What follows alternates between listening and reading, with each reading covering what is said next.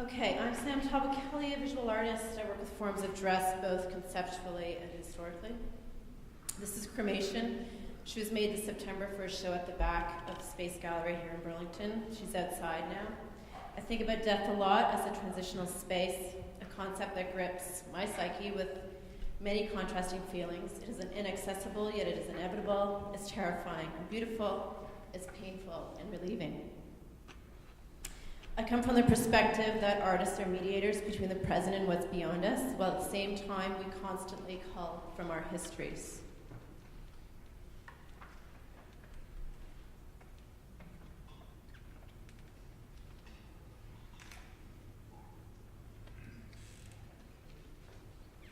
She echoes in transition, hit by the throes of nature, of coming into form, or perhaps leaving a previous one.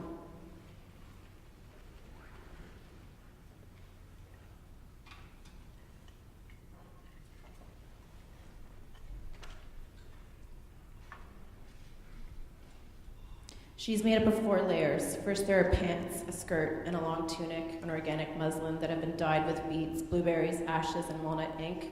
She also wears a lace-hooded overcoat, reminiscent of a tailcoat from the Victorian era.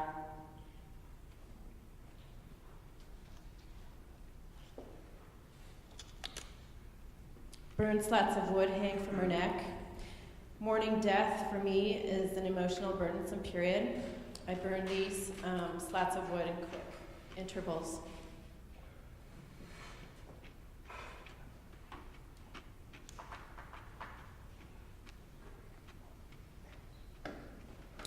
I designed this coat for cremation, who could be mourning death. Mourning behaviors such as dressing in black is a ceremonial ritual, which we all do since the Roman Empire. This design is a fusion of contemporary and 18th century fashion with tacking from the 19th century.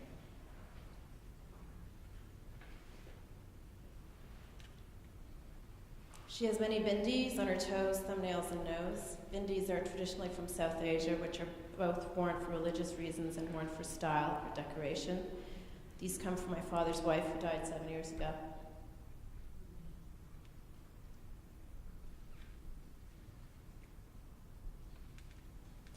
I invented her in layers to elucidate the notion of destruction as a process of dramatic change. She isn't fashionable per se, yet clothing and adornment is a vehicle for her as an idea. I wanted her to embody being with nature, to be taken by nature, while also being in this betwixt and between place of coming into or returning to nature. I like to say she's in fine feather form, or perhaps as a feather in her cap.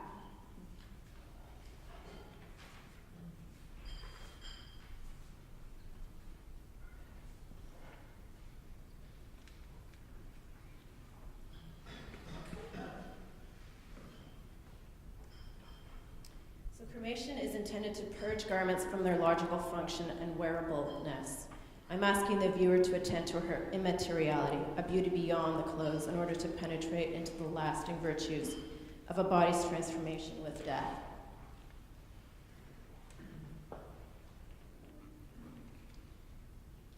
This is Madame Hermite, otherwise known as Mrs. Hermit. She was installed in Salon Boutique Montpellier this June. This display was called Monteverdi, which we all know translates to Green Mountains in Italian.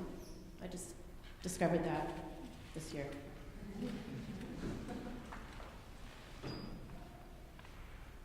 She's made up of music sheets that I got from Monteverdi, our local music school in Montpellier. Her dress and hair cape are all paper, along with lace on her legs and trim of dress.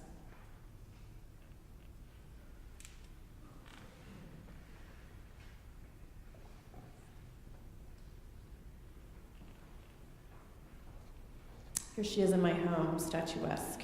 I'm seeing the language of music as a patterned fabric of paper, rather than music as something we hear. However, like music, I wanted to keep harmonies and flows, cadences from soft to heavy present, the drop of falling hair, which forms her space of solitude. And solitude for me is like a form of protection. This is a detail of her hands, feet, and mouth are painted with tempera, nose, and cheeks have sequins.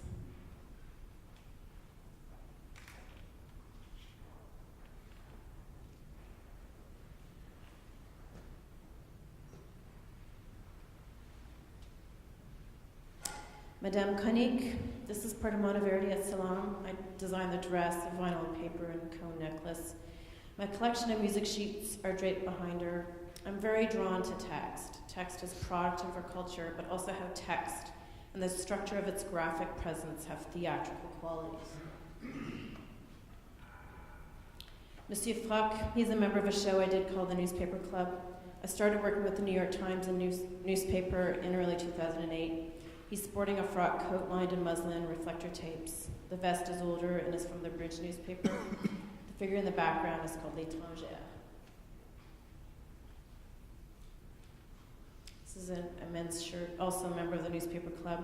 I'm searching for imagery, recycling provocative titles and text that carry resonance as entities in themselves, as food for thought. It is still a canvas, though, in the sense that I need to think about pictorial qualities of color, shape, and the formal elements of line, values, and textures. A detail, The Edge of Night, is in reference to a dark poet, Frederick Seidel, but as a title it captures an alluring concept for me. The edge of night. What time of night is the edge? Night has variations of darkness, has transitions. Is the edge the teetering point before we fall into dream time? Is it dusk when shadows begin to form? Mademoiselle Panier, throughout the 18th century, women's dress was formed with a panier and corsets. These were mandatory for the courts until the French Revolution.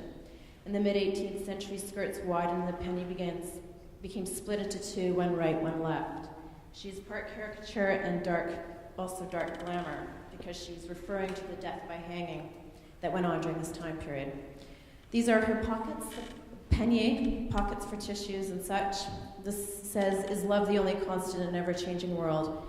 I found this quote in the New York Times, but it sounds like you'd find it on the back of a Harlequin romance novel. It's small-chi, but it's wise. It's like a riddle, and I love it.